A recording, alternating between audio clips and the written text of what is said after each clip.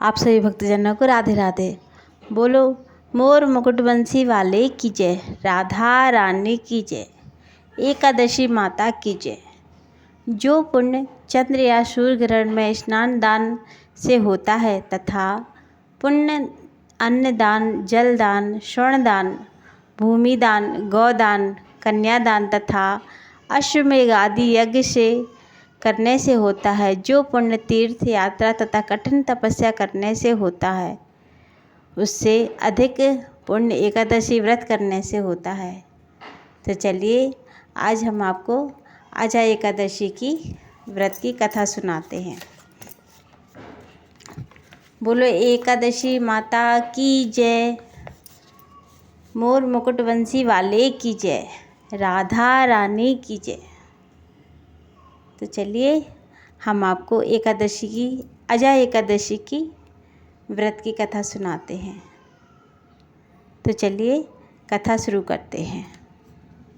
आप लोग सब ध्यानपूर्वक श्रवण कीजिए। आजा एकादशी भादव मास के कृष्ण पक्ष की एकादशी। कुंती पुत्र युधिष्ठिर बोले कि हे जनार्दन, आप मुझे भाद्र पक्ष मास की कृष्ण पक्ष की एकादशी के बारे में बतलाइए। उस एकादशी का क्या नाम है तथा इसकी क्या विधि है, सो विस्तार पूर्वक कहिए। श्री कृष्ण जी बोले कि हे राजन, भादव मास की कृष्ण पक्ष की एकादशी को अजा एकादशी कहते हैं। इससे व्रत करने से समस्त पाप नष्ट हो जाते हैं। जो मनुष्य इस दिन भगवान के भक्ति भाव पूर्वक पूजा करते हैं तथा व्रत करते हैं, उसके समस्त पाप नष्ट हो जाते हैं।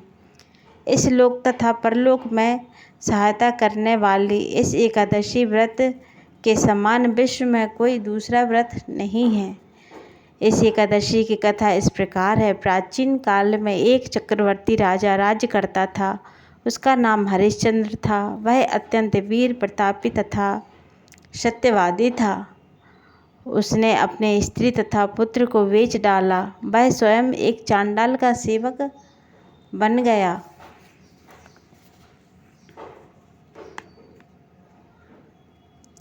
उसने उस चांडाल के यहाँ कफन लेने का काम किया, परंतु उसने इस आपत्ति के समय भी सत्य को न छोड़ा। जब इस प्रकार रहते हुए उसको बहुत वर्ष हो गए तथा उसे अपने इस नीच कर्म पर बड़ा दुख हुआ और वह इससे मुक्त होने का उपाय खोजने लगा।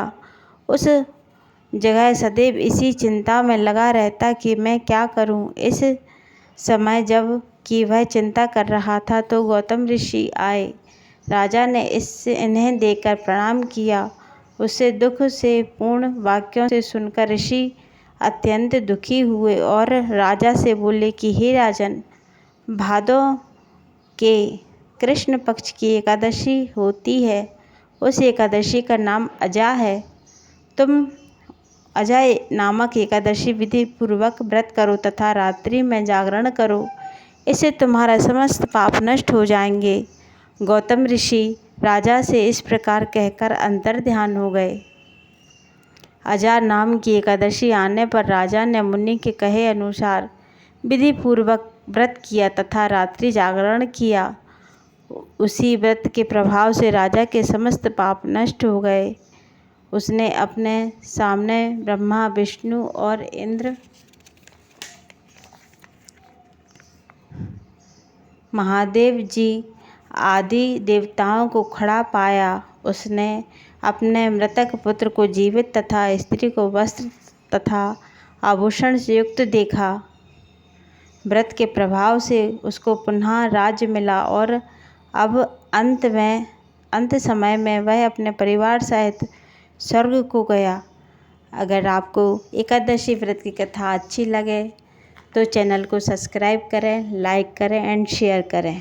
राधे राधे।